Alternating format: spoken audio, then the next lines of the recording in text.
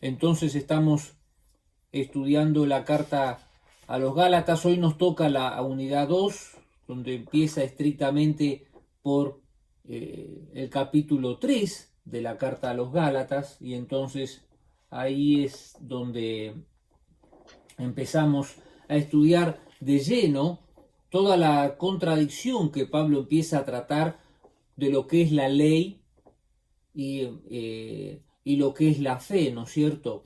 Yo necesito leer algunos pasajes de este capítulo 3.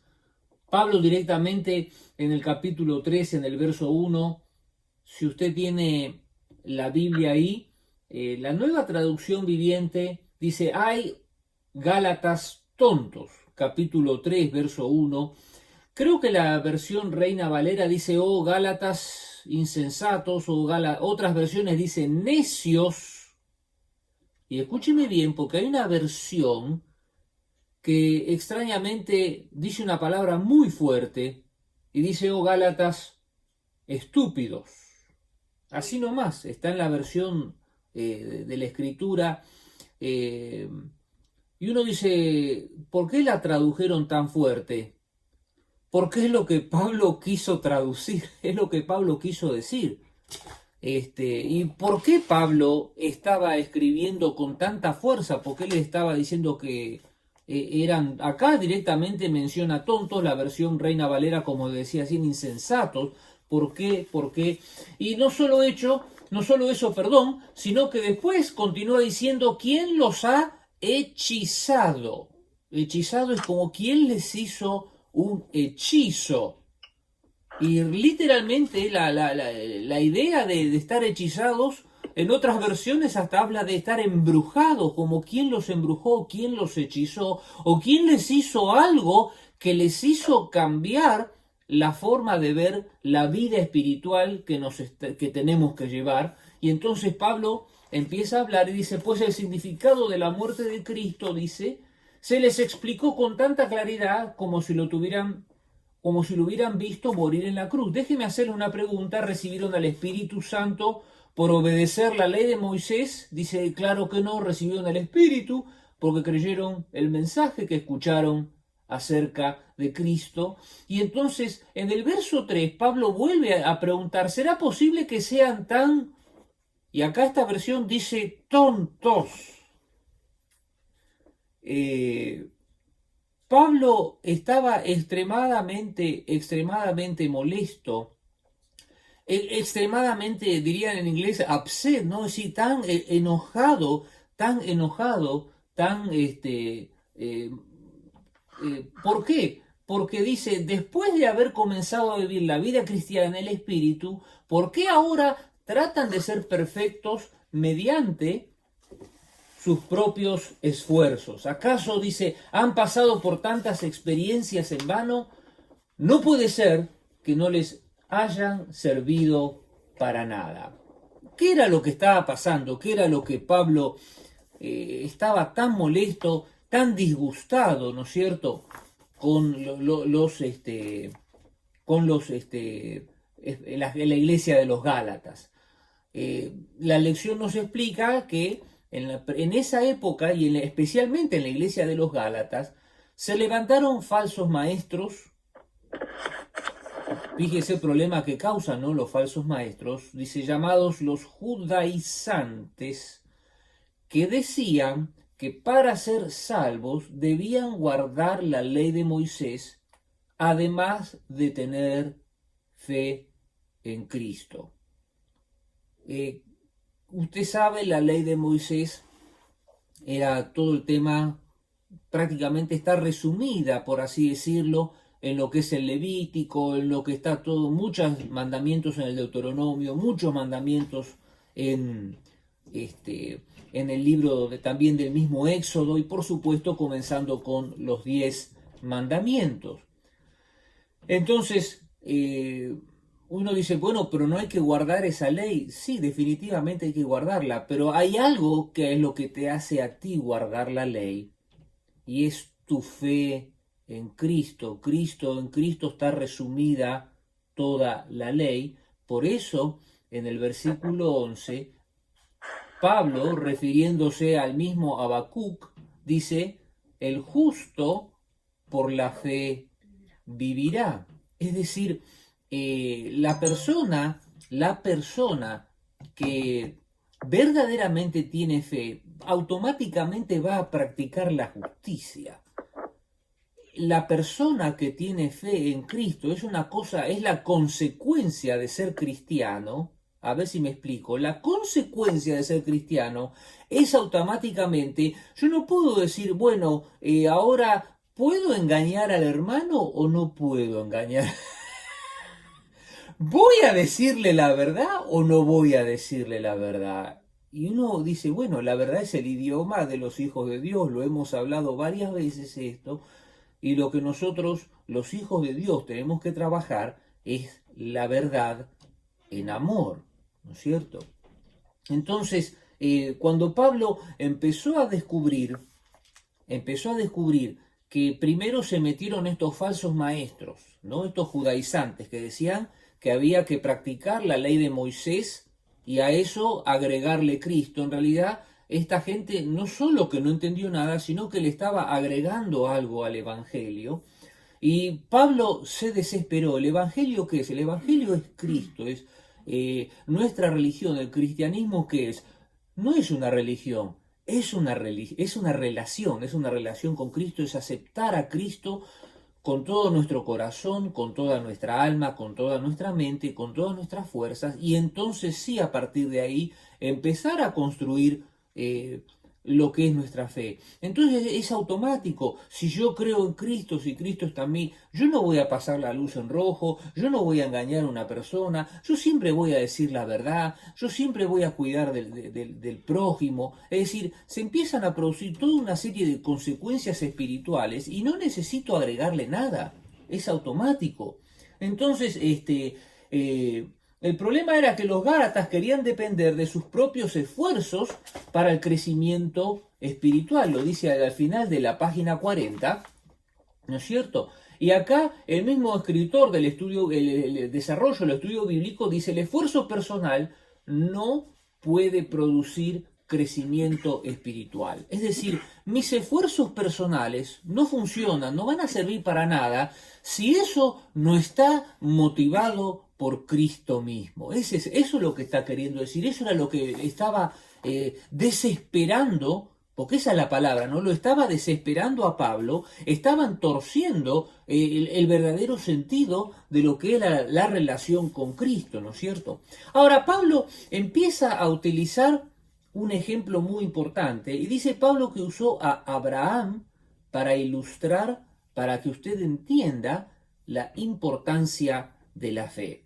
Y uno dice, ¿cuál es la explicación que Pablo empieza a mencionar de Abraham? Y entonces empieza a decir en el verso 6, dice que Abraham le creyó a Dios, verso 6, y Dios lo consideró justo debido a su fe. Es decir, llegó un momento que Abraham lo aceptó a Dios de todo corazón, ¿no? Como diría, de todo corazón, con toda su mente.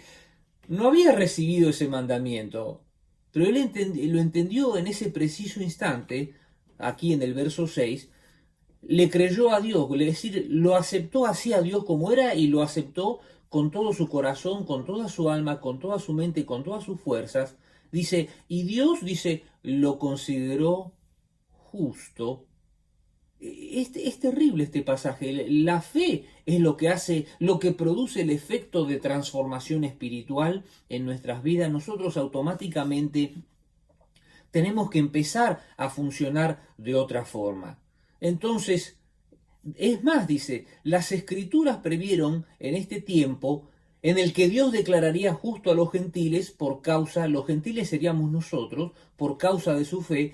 Dios anunció esa buena noticia a Abraham, de que es justo por la fe, cuando le dijo: todas las naciones serán bendecidas por medio de ti. Es decir, esa bendición que él estaba recibiendo en ese momento, esa justicia de Dios que estaba, el haber sido declarado justo, eso es también para nosotros.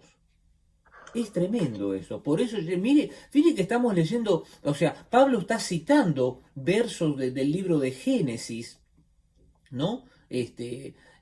Entonces, y los está, y eso eran para aplicación nuestra. O sea, Abraham casi ni sabía, ni se daba cuenta de que él estaba siendo de bendición para nosotros también, que esa bendición que Abraham estaba recibiendo era algo para nosotros también, ¿no? Qué tremendo esto. Entonces, eh, lo tremendo de esto, mis hermanos, es que nosotros tenemos que aprender a que la fe sea el motor, lo que inicie todas nuestras actividades en la vida diaria, ¿no? En el trato con todas las personas, ¿no? No puede haber un sentimiento, otro sentimiento o un apego a un esfuerzo personal para tratar de agradar a Dios, ¿no? Los esfuerzos personales no funcionan. Yo me acuerdo que hace un tiempo hablábamos de esto y me acuerdo que hablaba de este ejemplo. Es lo mismo que usted tiene que pagar la renta o tiene que pagar el alquiler o la hipoteca, y en vez de pagar la hipoteca usted va y le lleva una taza de café, ¿no? Al que le va a cobrar la renta. Usted está haciendo algo bueno, pero no es lo que requiere el pago, ¿no? Lo que requiere el pago es Cristo mismo, ¿no es cierto? Entonces, ¿qué significa eso? Que nuestras buenas acciones no funcionan. Nuestras buenas acciones, repito, mis hermanos, son el resultado de que Dios está en nosotros. Amén. Y esa era la desesperación de Pablo, ¿no? Que estaba pensando que las buenas acciones, ¿no? O el apego a la ley podían llegar a ser el camino de salvación. Estaban torciendo la esencia del Evangelio. Por eso la desesperación de Pablo, por eso les decía Gálatas insensatos, necios, o si usted quiere llamarle, porque literalmente esa es la palabra que estaba utilizando, ¿no? Estúpido, que suena muy fuerte, pero es como que Pablo, perdóneme, ¿no? Pero es como que Pablo, si los hubiera tenido ahí, les hubiera sacudido del pescuezo, ¿no?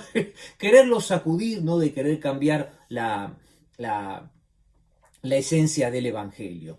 Esa es la primera parte del estudio bíblico que nosotros tenemos que ver hoy. La segunda parte es un resumen de los versos 10 al 14, donde Pablo empieza a hablar de la gente, qué pasa con la gente que empieza a depender de la ley. Cuando la gente cree que cumpliendo con una serie de requisitos, uno está verdaderamente siendo salvo, y es un gran error.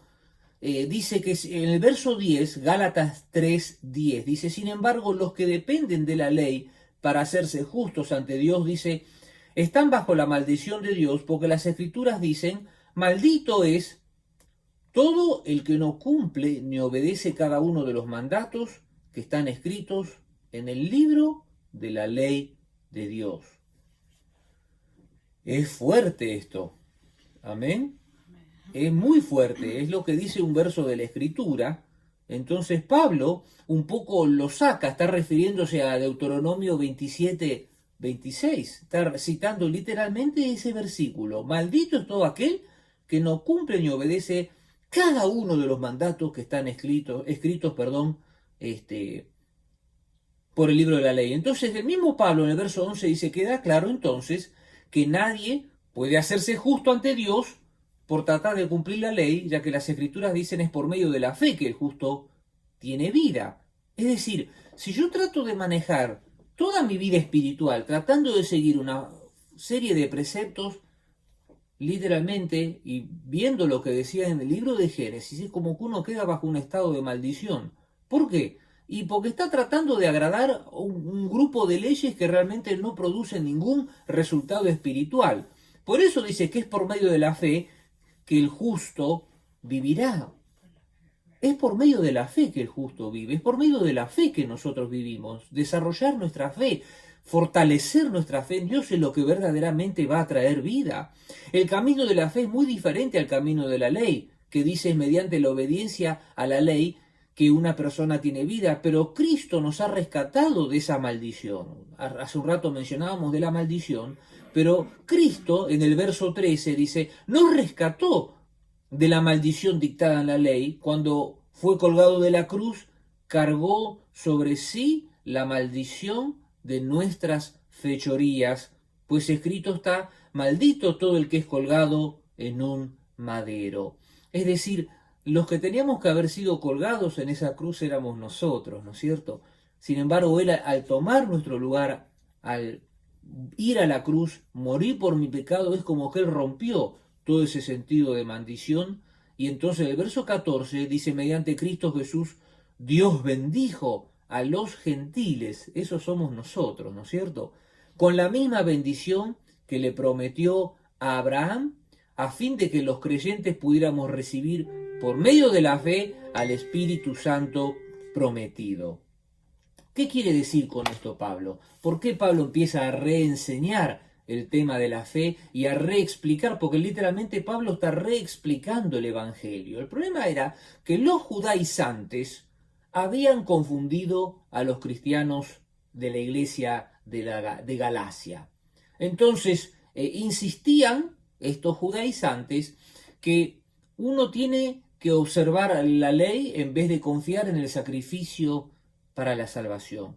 Hermanos, a veces usted sabe que nosotros a veces creamos nuestras propias leyes, ¿no es cierto?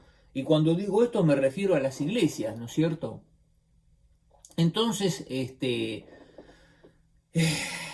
a veces las iglesias, dentro de nuestro contexto eclesiástico, creamos nuestras propias leyes y si no hacemos con determinada ley, o determinado cosa que hacemos dentro de la iglesia, es como que... Y tenemos que tener mucho cuidado con eso, mis hermanos, porque sin ser judaizantes nos empezamos a comportar como judaizantes. Tenemos que tener mucho cuidado cuando empezamos a crear cargas, ¿no? O creamos leyes, ¿no? Con nosotros, porque podemos entorpecer lo que es el Evangelio de Cristo. Entonces, Pablo termina diciendo, la ley dice, no justifica a nadie.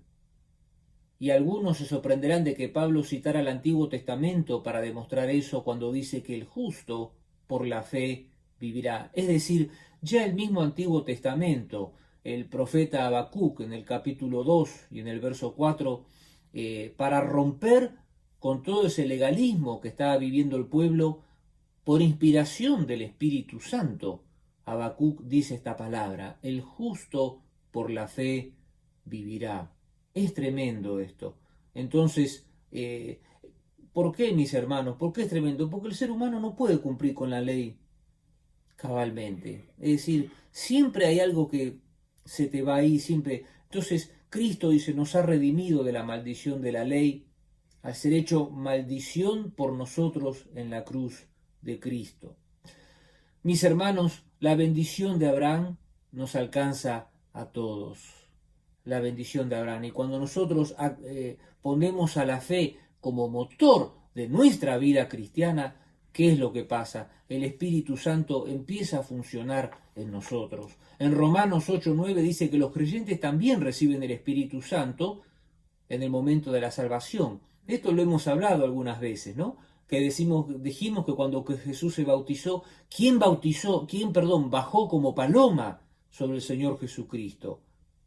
El Espíritu Santo, ¿no es cierto? Todos entonces, Pablo acá mencionando, refiriéndose a eso, en Romanos 8:9 dice que el Espíritu Santo se recibe en el momento de la salvación y nos da ese poder para poder practicar la vida cristiana, para poder vivir la vida cristiana en su plenitud, mis hermanos. Amén.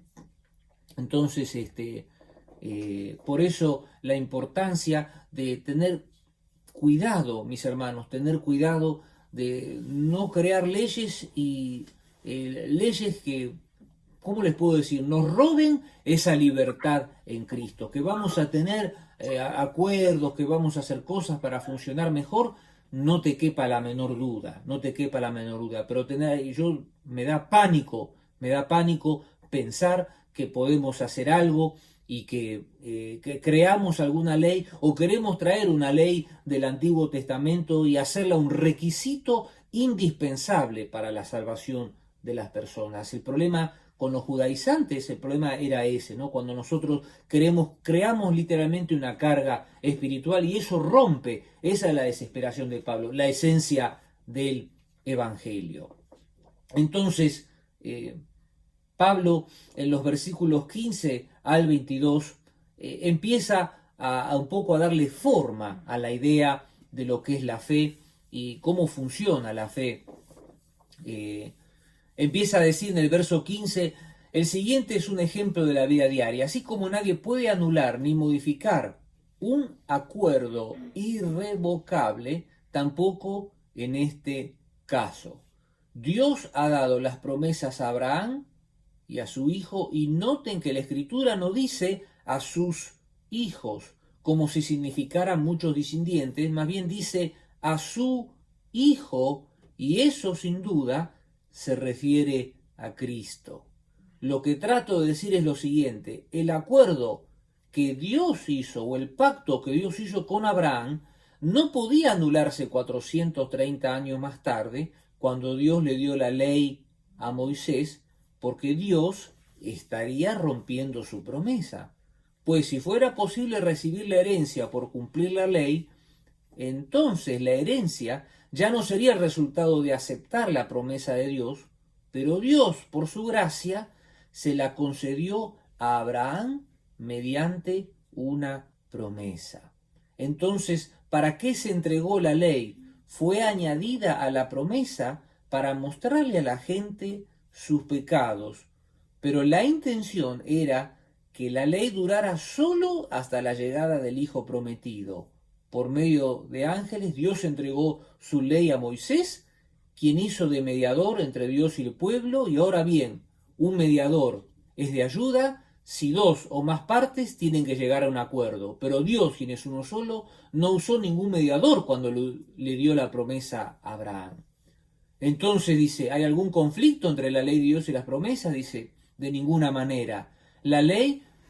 Si la ley pudiera darnos vida, nosotros podríamos hacernos justos por obedecerla.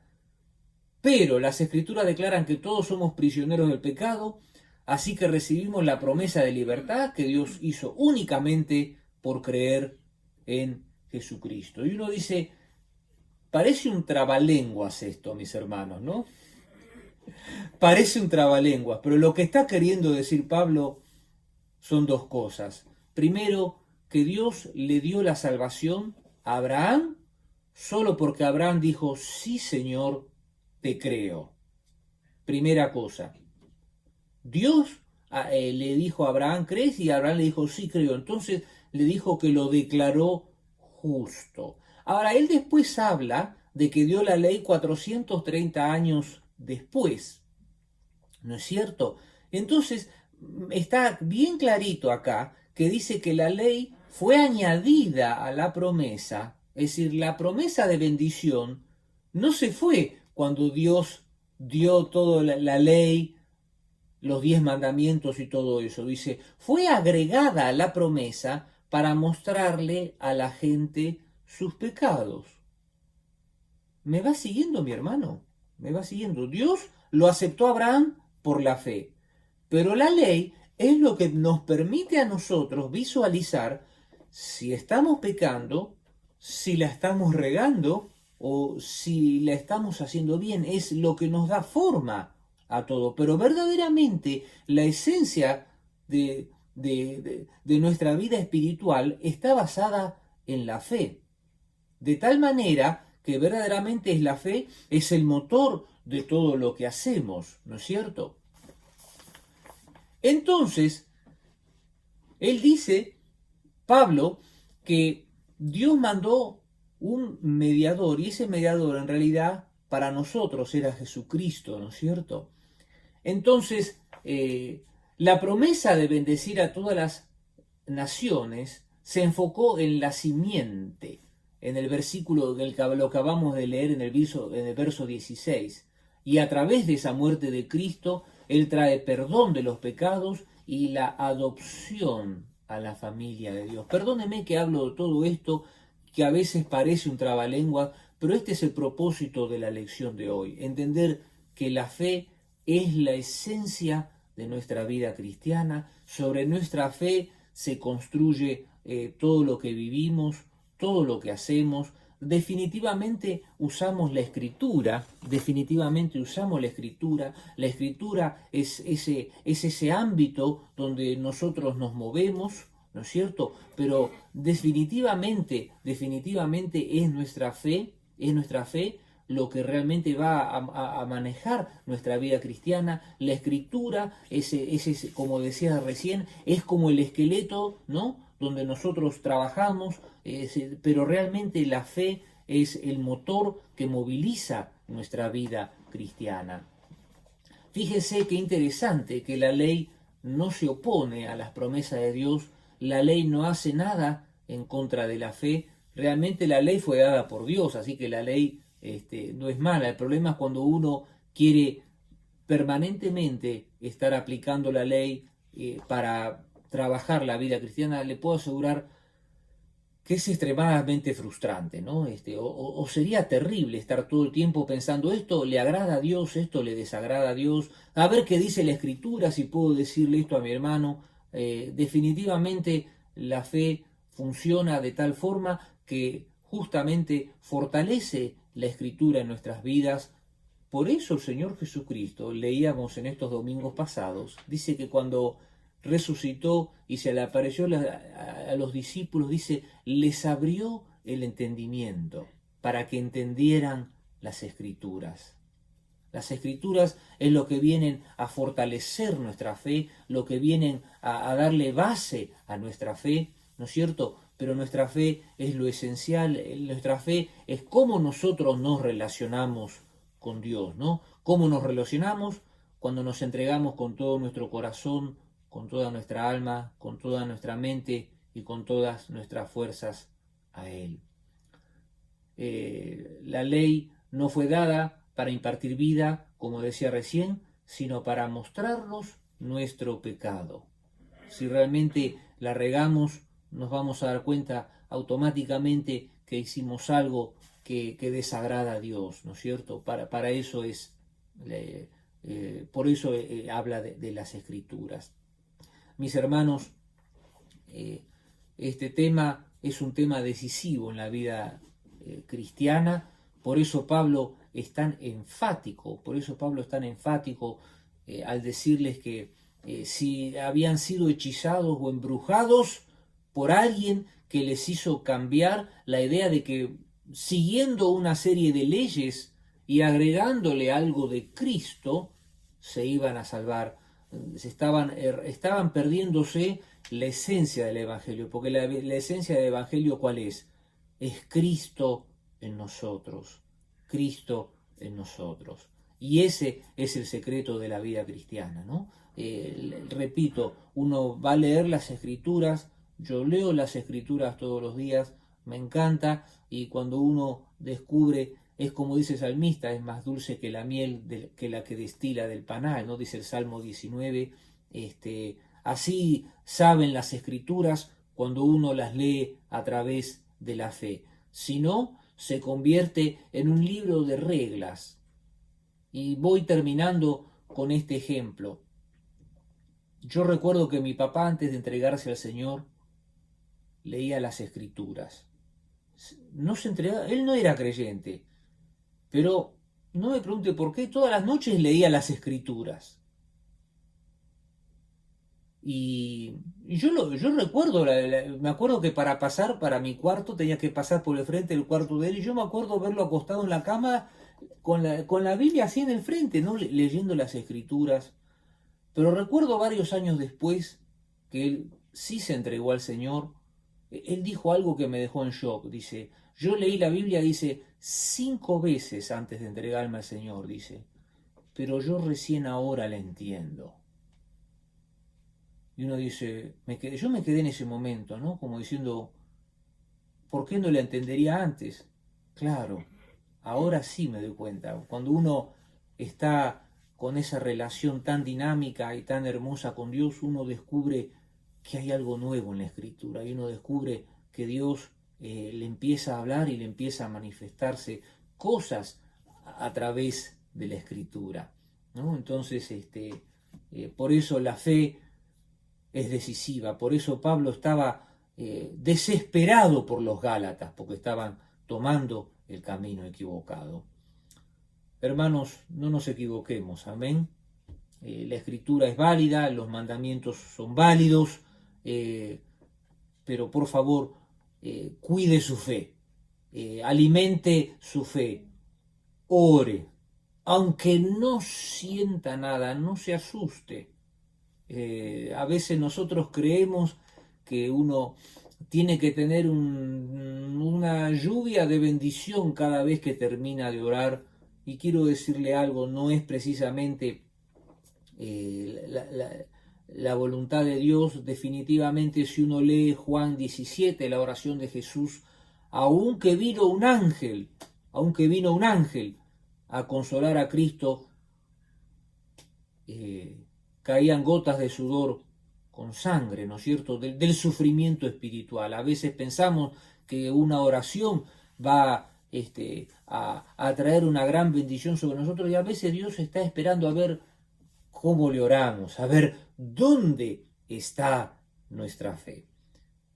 Mis hermanos, termino, ¿no?, un poco este estudio bíblico. ¿Dónde está tu fe? ¿En cumplir ciertas cosas, o que tu fe es el motor para que tú seas un buen hijo de Dios, una buena hija de Dios, para que tú seas un buen trabajador, para que tú seas un cristiano fiel, para que tú seas un cristiano trabajador, dedicado no solo en su casa, sino también en la iglesia, al pendiente de las cosas de Dios?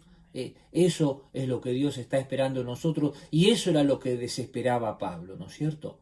Entonces decimos amén a este estudio bíblico. Amén, mis hermanos, vamos a orar.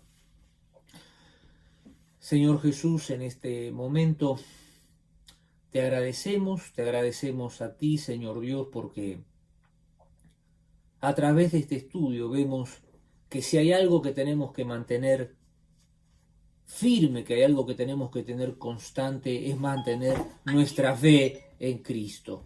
Que tenemos, Señor Dios, que asumir nuestra posición como hijos de Dios, y no permitir que una circunstancia o una emoción, Señor Dios, maneje la temperatura de nuestra fe, Señor Dios. Señor Dios, nosotros no queremos basar nuestra fe en ciertos preceptos. Señor Dios, nuestra fe, Señor, está en que nosotros te creímos a ti, Señor Dios, y a partir de ahí vamos a ser justos, Señor. El justo por la fe vivirá, Señor. El que hace las cosas bien, pero por esa iniciativa de fe, es el que va a tener la vida en abundancia, la vida feliz, la vida con propósito, Señor Dios. Y ese es el propósito de este estudio, Señor Dios, que nosotros vivamos la vida cristiana con esa fe, Señor Dios, con ese propósito, Señor Dios. Yo quiero vivir con ese sentido, Señor Dios, que Pablo nos estaba hablando en esta noche. No quiero ser un insensato, no quiero ser un necio espiritual, todo lo contrario, quiero ser sensible a ti, Señor Dios, y no dejar que los preceptos, no dejar que un mandamiento o algo, Señor Dios, tome, Señor Dios, el lugar que solo te corresponde a ti, Señor Dios, que es mi fe, Señor Dios, plenamente en ti. Señor, gracias por tu palabra, Señor Dios, en el nombre de Jesucristo, nuestro Señor, te agradecemos. Amén y amén. Amén. Amén.